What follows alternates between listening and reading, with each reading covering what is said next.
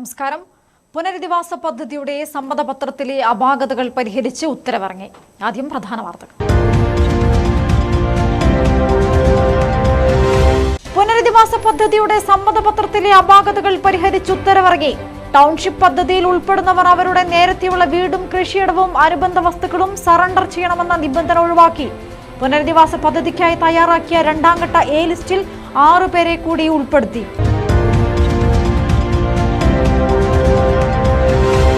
മേപ്പാടിയിൽ school കുട്ടികളെ കൊണ്ടുപോവുകയായിരുന്ന autorickshaw മറിഞ്ഞ് driver മരിച്ചത് നെല്ലിമുണ്ട ചീരങ്ങൽ ഫൈസൽ. റോഡ് മുറിച്ചു കടക്കുകയായിരുന്ന കുട്ടിയെ രക്ഷിക്കാൻ പെട്ടെന്ന് ഓട്ടോറിക്ഷ ബ്രേക്ക് ഇട്ടത് അപകട കാരണം. മിഠായി രൂപത്തിലും കഞ്ചാവ് വിദ്യാർത്ഥികളിൽ എത്തുന്നത് ഓൺലൈൻ വഴിയും. ബത്തേരി പോലീസ് സ്റ്റേഷൻ പരിധിയിലെ ഒരു കോളേജിലെ വിദ്യാർത്ഥികളിൽ നിന്നും കഞ്ചാവ് അടങ്ങിയ മിഠായി പിടിച്ചെടുത്തു. വയനാടിന്റെ ദേശീയോത്സവമായ വള്ളിയൂർക്കാവ് മഹോത്സവത്തിന് തുടക്കമായി. ഉത്സവത്തിന് തുടക്കമായത് വൈകിട്ടോടെ പാണ്ടിക്കടവ്, പള്ളിയറ ഭഗവതി ക്ഷേത്രങ്ങളിൽ നിന്നും വാൾ എഴുന്നള്ളിച്ചതോടെ.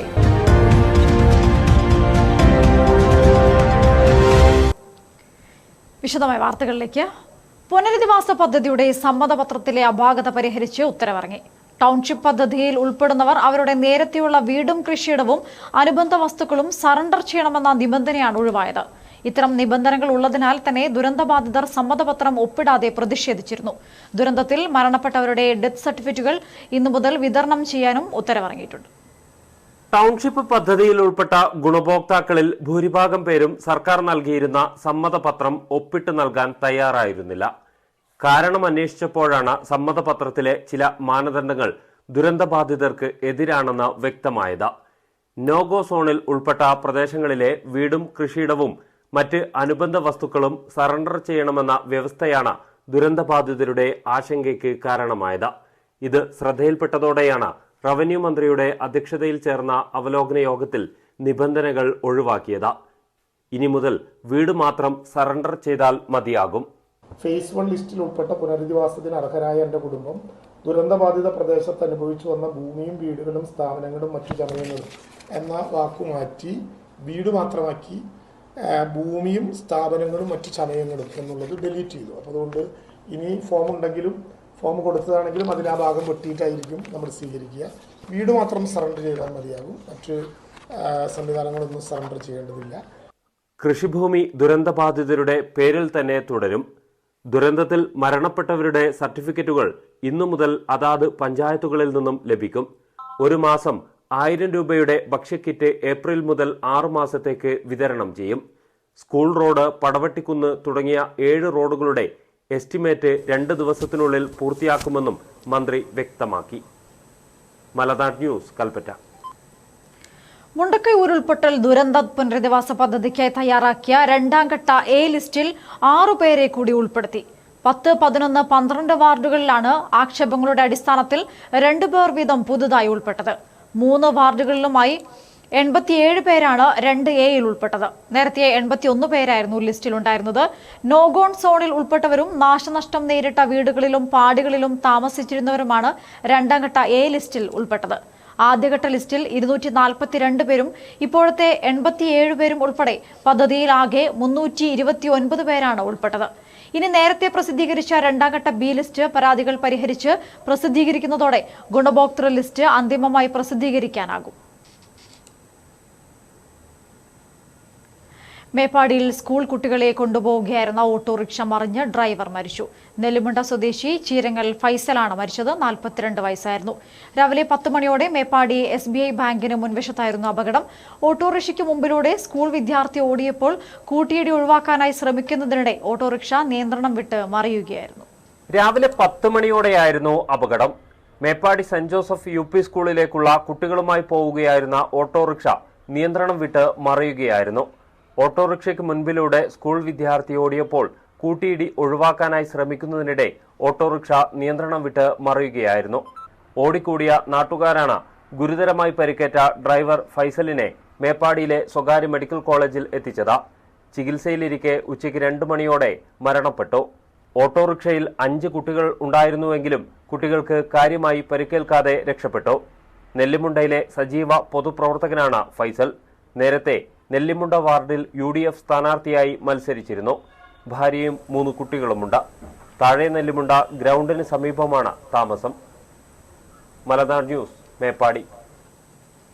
മേപ്പാടി കാപ്പംകൊല്ലി കൽപ്പൂരക്കാടിന് സമീപം വാഹനാപകടം. ബൈക്കും സ്കോർപിയോയും തമ്മിലാണ് അപകടമുണ്ടായത്.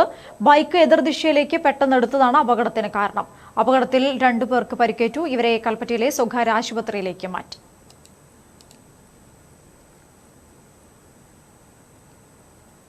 മിഠായി രൂപത്തിലും കഞ്ചാവ് വിദ്യാർത്ഥികളിൽ എത്തുന്നത് ഓൺലൈൻ വഴിയും.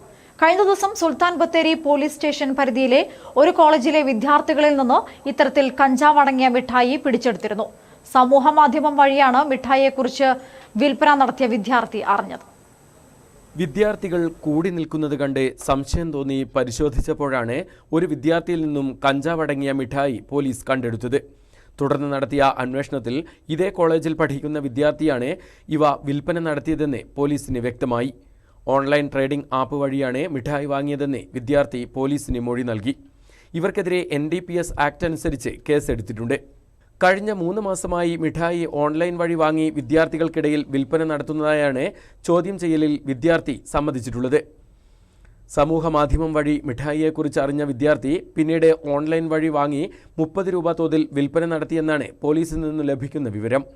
ഇത്തരത്തിൽ സമൂഹ മാധ്യമങ്ങൾ ഉപയോഗിച്ചും ലഹരി മാഫിയ വിദ്യാർത്ഥികൾക്കിടയിലേക്ക് എത്തുന്നുണ്ടെന്നും ബന്ധപ്പെട്ടവർ ജാഗ്രത പാലിക്കണമെന്നും അധികൃതർ മുന്നറിയിപ്പ് നൽകി. AC ബൈജു, മലനാട് ന്യൂസ്, ബത്തേരി. വയനാടിന്റെ ദേശീയോത്സവമായ വള്ളിയൂർക്കാവ് മഹോത്സവത്തിന് തുടക്കമായി. വൈകിട്ടോടെ പാണ്ടിക്കടവ് പള്ളിയറ ഭഗവതി ക്ഷേത്രത്തിൽ നിന്നും വാളെഴുന്നള്ളിച്ചതോടെയാണ് ഉത്സവത്തിന് തുടക്കമായത്. ഇനിയുള്ള 14 ദിവസങ്ങൾ വള്ളിയൂർക്കാവ് ഉത്സവലഹരിയിലാകും. എല്ലാ വർഷവും മീനം 1 മുതൽ 14 വരെയാണ് വള്ളിയൂർക്കാവിൽ ആറാട്ടുത്സവം നടക്കുക. ജില്ലയിലെ ഏറ്റവും പ്രധാനപ്പെട്ട ഉത്സവമാണിത്. മറ്റുത്സവങ്ങളിൽ നിന്നും വ്യത്യസ്തമായി ഗോത്രജനതയുടെ പങ്കാളിത്തം വള്ളിയൂർക്കാവ് ആറാട്ട് മഹോത്സവത്തെ വേറിട്ടതാക്കുന്നു. ഉത്സവവുമായി ബന്ധപ്പെട്ട കാര്യങ്ങളിൽ ഗോത്രവിഭാഗത്തിന് പ്രത്യേക അവകാശങ്ങളുണ്ട്. ആറാട്ടുത്സവത്തിന് മുന്നോടിയായി ഇന്ന് വൈകിട്ട് വള്ളിയൂരമ്മയുടെ തിരുവായുധമെന്ന് വിശ്വസിക്കുന്ന വാൾ എഴുന്നള്ളിക്കൽ നടന്നു. എടവകയിലെ ജിനരാജ തരകന്റെ വീട്ടിൽ സൂക്ഷിച്ച വാൾ പാണ്ടിക്കടവ് പള്ളിയറ ഭഗവതി ക്ഷേത്രത്തിലേക്കും തുടർന്ന് വള്ളിയൂർക്കാവിലേക്കും എഴുന്നള്ളിച്ചു. പള്ളിയറ ക്ഷേത്രം 14 പള്ളിയറ ക്ഷേത്രത്തിൽ നിന്ന് വാൾ എഴുന്നള്ളിത്തി ഇവിടെ എത്തി ആചാരപരമായ കാര്യങ്ങളൊക്കെ തീർത്ത് കഷ്ണം മുറിക്കലും അതുപോലെ തന്നെ മറ്റുള്ള കാര്യങ്ങളൊക്കെ നടത്തിയതിന് 15-ാം തീയതി മുതൽ 1-ാം തീയതി ഭക്തജനങ്ങളുടെ പ്രവാഹമാണ് എല്ലാ വർഷവും ഉണ്ടാവുന്നത്. ഇതിനുവേണ്ടി ഭക്തജനങ്ങൾക്ക് യാതൊരുവിധ ബുദ്ധിമുട്ടില്ലാത്ത രീതിയിലുള്ള എല്ലാ സൗകര്യങ്ങളും പരമാവധി ദേവസ്വത്തിൻ്റെ സ്ഥലപരിമിതിക്ക് അനുസരിച്ചിട്ട് ചെയ്തു വെച്ചിട്ടുണ്ട്. അതുപോലെ തന്നെ ദേവസ്വം പൊതുസമൂഹത്തിൽ നിന്ന് ആളുകളെ കമ്മിറ്റി വിളിച്ച് ആഘോഷ കമ്മിറ്റി വിളിച്ചു ചേർത്തതിന് ഭാരവാഹി സ്ഥാനങ്ങൾ ആളുകൾക്കൊക്കെ വിധിച്ചിട്ടുണ്ട്. വളരെ ഭംഗിയായിട്ട് ആഘോഷ കമ്മിറ്റി മുന്നോട്ട് പോകുന്നുണ്ട്. ഉത്സവം തുടങ്ങി 7-ാം നാളാണ് വള്ളിയൂർക്കാവ് ആറാട്ടുത്സവത്തിന് കൊടിയേറ്റുക. ഗോത്രവിഭാഗങ്ങളിൽ പണിയ വിഭാഗത്തിനാണ് കൊടിയേറ്റിനുള്ള അവകാശം.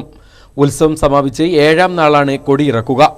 ഉത്സവ സമാപന ദിവസമായ 27-ന് വിവിധ ക്ഷേത്രങ്ങളിൽ നിന്നുള്ള അടിയറകൾ വള്ളിയൂർക്കാവിലേക്ക് സംഗമിക്കുന്നതോടെ ആറാട്ടുതറയിലേക്ക് എഴുന്നള്ളത്ത് നടത്തും. തുടർന്ന് താഴേക്കാവിലെ കോലംകൊറയോടെ ആറാട്ടുത്സവത്തിന് പരിസമാപ്തിയാകും. മലനാട് ന്യൂസ്, മാനന്തവാടി. വള്ളിയൂർക്കാവ് ഉത്സവത്തിന്റെ ഭാഗമായി കുറിച്യ സമുദായത്തിന്റെ നേതൃത്വത്തിൽ വള്ളിയൂർക്കാവിൽ നികൽ കാണൽ ചടങ്ങ് നടത്തി. താഴേക്കാവിലെ മുനിയറയ്ക്ക് സമീപമാണ് ചടങ്ങ് നടത്തിയത്. ഉത്സവത്തിന് തടസ്സങ്ങളൊന്നും ഉണ്ടാകാതെ ഉത്സവം ഭംഗിയായി നടക്കാൻ വേണ്ടിയാണ് ഈ സമുദായം ചടങ്ങ് നടത്തുന്നത്. മറ്റു ക്ഷേത്രങ്ങളെ അപേക്ഷിച്ച് വള്ളിയൂർക്കാവ് ക്ഷേത്രത്തിൽ ഗോത്ര സമൂഹത്തിന് ഏറെ പ്രാധാന്യമുണ്ട്. ഇതിൽ ഉത്സവത്തിലെ പന്തമെടുക്കൽ, കൊടിയെടുക്കൽ, കഥന പൊട്ടിക്കൽ തുടങ്ങിയ ചടങ്ങുകൾ കുറിച്യ സമുദായത്തിന് കൽപ്പിച്ച് നൽകിയിട്ടുള്ളവയാണ്. മാനന്തവാടി ചെന്നലായി കല്ലിയോട്ട് തറവാട്ടിലെ കാരണവന്മാരുടെ നേതൃത്വത്തിലാണ് കുറിച്യ സമുദായം താഴേക്കാവിൽ നികൽ കാണൽ ചടങ്ങ് നടത്തിയത്. കൊടി, കഥന അങ്ങനെയുള്ള കാര്യങ്ങളാണ്. പിന്നെ ദേവസ്വം ബോർഡിൻ്റെ കാര്യങ്ങളും പിന്നെ ഇത് മുനീൻ്റെ തറ ഇവിടെ കൊട്ടിൽ കെട്ടാനാണ് പണ്ട് പറഞ്ഞിരുന്നത്. ഇവർ പലതരത്തിലുള്ള കളികൾ ഇവിടെ ഉണ്ട്. ഞങ്ങൾക്ക് ഗുളികൻ്റെ കാര്യം നോക്കണം, മലക്കാരിൻ്റെ കാര്യം നോക്കണം, മുനീൻ്റെ കാര്യം നോക്കണം. ഇതിനുള്ള ദേവസ്വം ബോർഡിൻ്റെ ഭാഗത്തു നിന്നുള്ള ട്രസ്റ്റിമാരുടെ ഭാഗത്തു നിന്നൊന്നും ഞങ്ങൾക്ക് കൃത്യമായിട്ടുള്ള യാതൊരു സപ്പോർട്ടിങ് ഇല്ല. വ്രതശുദ്ധിയോടെയാണ് കോമരങ്ങൾ നികൽ കെട്ടി ആടുന്നത്. എന്നാൽ ദേവസ്വം ഇവർക്ക് വേണ്ടത്ര പരിഗണന നൽകുന്നില്ല എന്നും ഇവർ ആരോപിക്കുന്നു.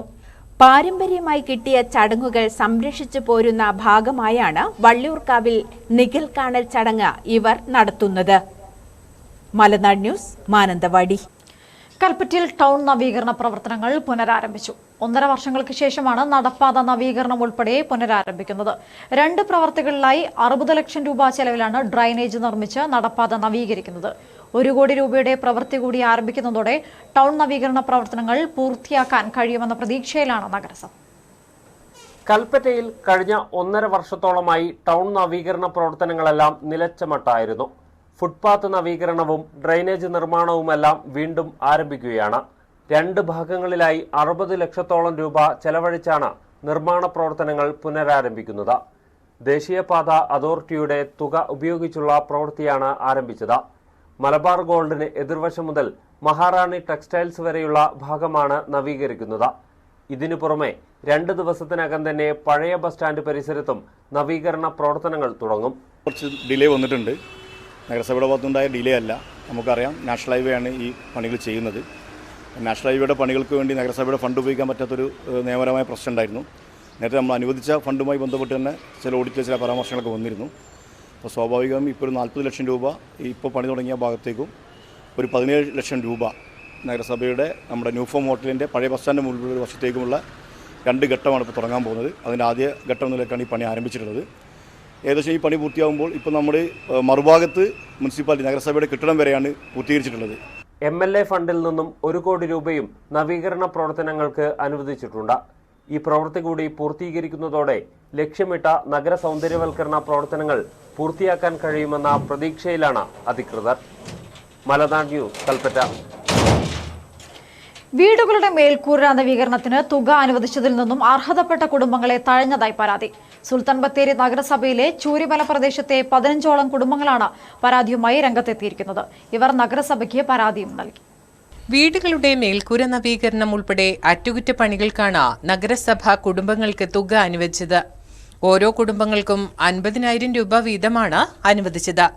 60 കുടുംബങ്ങൾക്കാണ് ഇത്തരത്തിൽ തുക നൽകിയത്. എന്നാൽ തുക അനുവദിച്ചതിൽ നിന്നും അർഹതപ്പെട്ട കുടുംബങ്ങളെ തഴഞ്ഞുവെന്നാണ് പരാതി ഉയരുന്നത്. പട്ടയമില്ലാത്തതിന്റെ പേരിൽ സർക്കാർ ഭവന പദ്ധതികളിൽ നിന്നും എല്ലാം ഒഴിവാക്കപ്പെടുകയാണ്. അതുകൊണ്ട് മുനിസിപ്പാലിറ്റിയുടെ ഫണ്ട് ഉപയോഗിച്ചിട്ട് 50,000 രൂപ വെച്ച് ഓരോ കുടുംബത്തിനും കൊടുക്കാനായിട്ടുള്ള തീരുമാനം ഉണ്ടായിരുന്നു. പക്ഷേ ഈ 50,000 രൂപ വെച്ച് കിട്ടിയതിൽ ഏറ്റവും അർഹതപ്പെട്ടവരെ തഴയപ്പെട്ടുകൊണ്ടാണ് കാര്യങ്ങൾ നടത്തിയിരിക്കുന്നത്. അതുകൊണ്ടാണ് ഈ രീതിയിൽ ഒരു പരാതിയായിട്ട് ഞങ്ങൾ പോകാനായിട്ട് കാരണം. ഉയർന്ന സാമ്പത്തികമുള്ളവർക്കും നല്ല വീടുകളുള്ളവർക്കും തുക അനുവദിച്ചപ്പോൾ നിർധനരായ 15ഓളം കുടുംബങ്ങളെയാണ് പദ്ധതിയിൽ നിന്നും തഴഞ്ഞതെന്ന് കുടുംബങ്ങൾ ആരോപിക്കുന്നു. തഴയപ്പെട്ടവരിൽ ഭൂരിഭാഗം കുടുംബങ്ങളിലും രോഗികളും പ്രായമായവരുമാണ്. സംഭവവുമായി ബന്ധപ്പെട്ട കുടുംബങ്ങൾ പരാതിയുമായി നഗരസഭയെ സമീപിച്ചിരിക്കുകയാണ്. മലനാട് ന്യൂസ്, ബത്തേരി. കൊളകപ്പാറ ചൂരിമല പ്രദേശവാസികളുടെ വീടുകൾ അറ്റകുറ്റപ്പണികൾ ചെയ്യാൻ തുക അനുവദിച്ചതിൽ അർഹരായവരെ ഒഴിവാക്കിയെന്ന കുടുംബങ്ങളുടെ പരാതിയിൽ മറുപടിയുമായി നഗരസഭ. കുടുംബങ്ങൾക്ക് പട്ടയമില്ലാത്തതിനാൽ പ്രത്യേക അനുമതി വാങ്ങി കുറഞ്ഞ കുടുംബങ്ങൾക്ക് മാത്രമാണ് ആദ്യഘട്ടത്തിൽ തുക അനുവദിച്ചതെന്നും 2ാം ഘട്ടത്തിൽ അപേക്ഷകൾ പരിഗണിച്ച് അർഹത അനുസരിച്ച് തുക അനുവദിക്കുമെന്നും നഗരസഭ ചെയർമാൻ ടി കെ രമേശ് പറഞ്ഞു. ചൂരിമല പ്രദേശവാസികൾ കുറെ പേര് ഇന്നിവിടെ വന്നവരുടെ ആക്ഷേപങ്ങൾ നഗരസഭ നിലക്ക് കേൾക്കുകയുണ്ടായി. ചൂരിമല പ്രദേശവാസികൾക്ക് യാതൊരു ആനുകൂല്യവും നമുക്ക് പട്ടയമില്ലാത്തതിന്റെ പേരിൽ അവർക്ക് നൽകി വരുന്നില്ലായിരുന്നു. പക്ഷെ നഗരസഭ പ്രത്യേക താല്പര്യമെടുത്ത് CCന്റെ അംഗീകാരം മേടിച്ച് ഒരു പ്രത്യേക തീരുമാനത്തിന്റെ ഭാഗമായിട്ടാണ് ചൂരിമല പ്രദേശവാസികൾക്ക് വീട് കൊടുക്കാൻ കഴിയില്ല. PMA ഉൾപ്പെടുത്തി വീട് നമുക്ക് നൽകാൻ കഴിയില്ല. വീട് റിപ്പയർ ആണ് ഈ ഭരണസമിതി വന്നതിന് ശേഷം നമ്മൾ നൽകിയിട്ടുള്ളത്. അത് കഴിഞ്ഞ പ്രാവശ്യം പരിമിതമായ പൈസ മാത്രമേ നമുക്ക് വകയിരുത്തിയിട്ടുള്ളൂ. ഏതാണ്ട് 16 പേർക്ക് മാത്രമേ നമുക്ക് കൊടുക്കാൻ വേണ്ടി കഴിഞ്ഞിട്ടുള്ളൂ. ഇനി രണ്ടാമതുള്ള അപേക്ഷകൾ കൃത്യമായി താഴേന്ന് ഗ്രാമസഭ മുഖാന്തരം അപേക്ഷകൾ ക്ഷണിക്കേണ്ടതുണ്ട്. ആ ക്ഷണിക്കുന്ന സമയത്ത് ഈ കൊടുത്തതിനെ കൃത്യമായി പരിശോധനയ്ക്ക് വിധേയമാക്കും. ഇനി അപേക്ഷ ലഭിക്കുന്നവർക്ക് അർഹതയുടെ അടിസ്ഥാനത്തിൽ മാത്രമേ നൽകാൻ പാടുള്ളൂ, അല്ലെങ്കിൽ നൽകാൻ കഴിയുള്ളൂ. 1.5 പതിറ്റാണ്ട് പഴക്കമുള്ള റോഡ് ഇപ്പോഴും മൺപാത തന്നെ. സുൽത്താൻ ബത്തേരി മുനിസിപ്പാലിറ്റിയിലെ ചേനാട് നെല്ലിപ്പറ്റക്കുന്നിൽ നിന്നും ചെതലയം കേശവൻ ചെട്ടി മെമ്മോറിയൽ റോഡുമായി ബന്ധിപ്പിക്കുന്ന റോഡാണ് അധികൃതരുടെ അവഗണനയുടെ നേർക്കാഴ്ചയായി കടക്കുന്നത്. പ്രദേശവാസികൾക്ക് 6ാം മൈലിലേക്കും ചെതലയത്തേക്കും എളുപ്പത്തിലെത്താൻ കഴിയുന്ന റോഡ് കൂടിയാണിത്. 1.5 പതിറ്റാണ്ട് മുൻപ് നെല്ലിപ്പറ്റ കേശവൻ ചെട്ടി ഗ്രാമപഞ്ചായത്തിന് വിട്ടു നൽകിയ സ്ഥലത്താണ് റോഡ് വെട്ടിയത്. എന്നാൽ പിന്നീട് അധികാരികൾ ആരും ഈ റോഡ് തിരിഞ്ഞു നോക്കിയില്ല. അന്ന് വെട്ടിയ അതേ അവസ്ഥയിലാണ് ഇപ്പോഴും ഈ റോഡുള്ളത്. നെല്ലിപ്പറ്റക്കുന്നിൽ എത്തി നിൽക്കുന്ന ടാറിംഗ് റോഡിൽ നിന്നും 210 മീറ്റർ ദൂരമാണ് കേശവൻ ചെട്ടി മെമ്മോറിയൽ റോഡിലേക്കുള്ളത്. ഈ ഭാഗം കോൺക്രീറ്റ് ചെയ്യുകയോ ടാറിംഗ് നടത്തുകയോ ചെയ്താൽ പ്രദേശത്തെ നൂറുകണക്കിന് ആളുകൾക്ക് ഏറെ ഉപകാരപ്രദമാകും. 210 മീറ്ററേ ഉള്ളൂ. ഈ 15 വർഷമായിട്ട് ഈ റോഡിന് ഒന്നും നടക്കാനില്ല ഒരു പരിപാടി വരെ ഇത് മുനിസിപ്പാലിറ്റി ചെയ്തു തന്നിട്ടില്ല. ഈ 210 മീറ്റർ ഇതൊന്ന് നന്നാക്കി കിട്ടിക്കഴിഞ്ഞാൽ ചെറിയത്ത് നിന്നിട്ട് 6 മൈലിലേക്കും 6 മൈലിൽ നിന്ന് ചെറിയത്തേക്കും നെല്ലിപ്പറ്റക്കുന്നിലെ ആളുകൾ ചെറിയത്തേക്ക് പോകാൻ ഏറ്റവും എളുപ്പമുള്ള റോഡാണ്. ഈ റോഡ് നന്നാക്കാൻ പറഞ്ഞിട്ട് ഇതുവരെ അതിനൊരു നടപടി സ്വീകരിക്കാൻ ഇവിടുന്ന് ജയിച്ചു പോയ കൗൺസിലർമാരോ അല്ലെങ്കിൽ അതിൻ്റെ വേണ്ടപ്പെട്ടവരോ ഇതുവരെ തീരുമാനിച്ചിട്ട് ഇതാക്കിയിട്ടില്ല. പ്രദേശവാസികൾക്ക് 6 മൈലിലെത്താതെ ചെതലേത്തേക്ക് എത്താൻ ഏറ്റവും എളുപ്പമുള്ള വഴി കൂടിയാണിത്. നിരവധി തവണ വിഷയം പ്രദേശവാസികൾ നഗരസഭാ അധികൃതരെ അറിയിച്ചിട്ടും യാതൊരു നടപടിയും ഉണ്ടാകുന്നില്ലെന്നാണ് നാട്ടുകാർ ആരോപിക്കുന്നത്. മലനാട് ന്യൂസ്, ബത്തേരി. കുറുവ ദ്വീപിലേക്കുള്ള പ്രവേശന കവാടങ്ങളിലൊന്ന് പുൽപ്പള്ളി പഞ്ചായത്തിലെ പുഴമൂല ഭാഗത്തുകൂടിയാക്കണമെന്ന് ആവശ്യമുയരുന്നു. കബനി നദിയുടെ സൗന്ദര്യം ആവോളം ആസ്വദിക്കാൻ കഴിയുന്ന ഭാഗമാണ് പാക്കം പുഴമൂലയിലേത്. ഇവിടെ ചെങ്ങാട സർവീസും മറ്റും ആരംഭിച്ചാൽ വരുമാനവും നേടാൻ കഴിയും. പുൽപ്പള്ളി പഞ്ചായത്തിൽ ഉൾപ്പെട്ട പാക്കം പുഴമൂല ഭാഗത്തെ കാഴ്ചകൾ ആരുടെയും മനം കവരും. പ്രകൃതി ഭംഗി ആവോളം ആസ്വദിക്കാൻ ഇവിടെ എത്തിയാൽ കഴിയും. അത്രയ്ക്കും സുന്ദരമാണ് ഇവിടം. പുഴ ഏറെ നീളത്തിലും വിസ്തൃതിയിലുമാണ് ഉള്ളത്. ഇവിടെ ചങ്ങാട സർവീസും മറ്റും ആരംഭിക്കാനും കഴിയും. വെള്ളം ഉള്ള സ്ഥലമാണ്. നല്ല നിരപ്പുള്ള വെള്ളം, ഒരിക്കലും വെള്ളം പറ്റത്തില്ല.